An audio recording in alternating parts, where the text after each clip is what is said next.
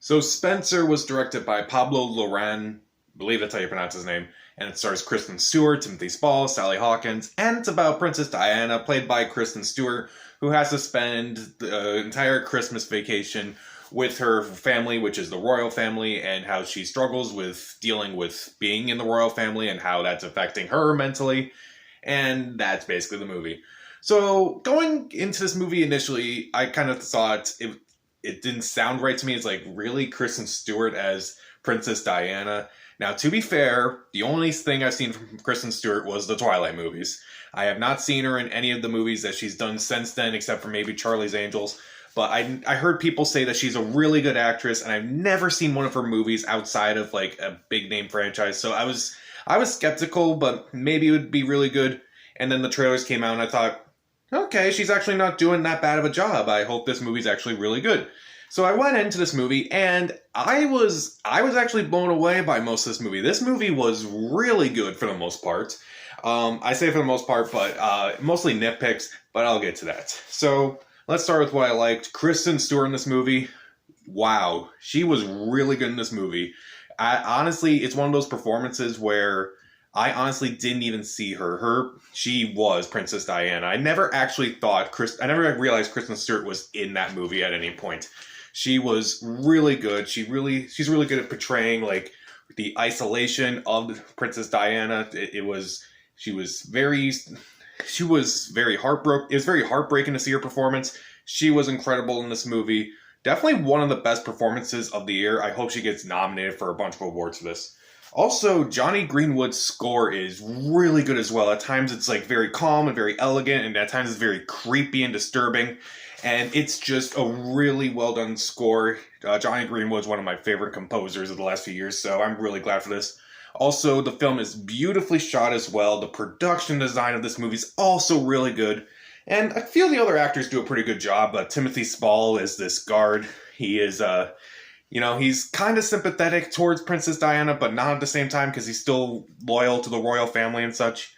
And he was really good at trying to understand Princess Diana at times.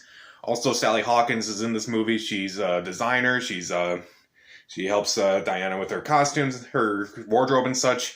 And I thought she was really good as the friend. At first, I kind of didn't buy into the whole thing, but then towards the end, it's like, okay, now I see it. She was really good in the movie too. Also, this movie, it's a movie that blends a lot of genres, surprisingly. Like, you would think, oh, it's a movie about Princess Diana, so it's going to be just straightforward, biographical in the least. No, this movie is not. And it's like, it's very nightmarish at times, and it just blends like these dream sequences, and at times, basically towards the end, you'll never really realize like what's real and what isn't.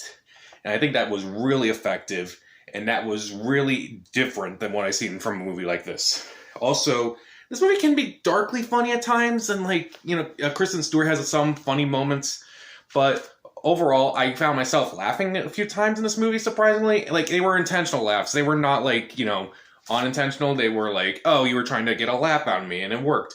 So that worked. And I really think the portrayal of Princess Diana's life is interesting. How, you kind of see at the beginning, it was like, oh, okay, she's kind of like not really with the common people, with regular townspeople, because she's part of royalty, and yet she kind of just wants a normal life. And yet when she's with all these royal people, she just wants a normal life, and it's just, that conflict is just there throughout the entire movie, and it's really effective. This movie is really good for the most part, but I do have some nitpicks. One, the movie may be a bit too long. The movie is just under 2 hours, but I just felt like there were a few endings to this movie. Like, there were multiple endings to this movie. I felt like it's like, there are moments like, oh, it could have ended here, but it kept continuing. Oh, it can end here. No, it's going to continue. Okay, let's see where this goes. And then it ends. It's like, oh, okay, so it just ends abruptly. All right. And also, I was kind of conflicted at first, because based on the trailer, it seemed like that this was not going to be a movie that was like entirely based on true events. But at the beginning, there was like, oh, this is a fable based on a true tragedy.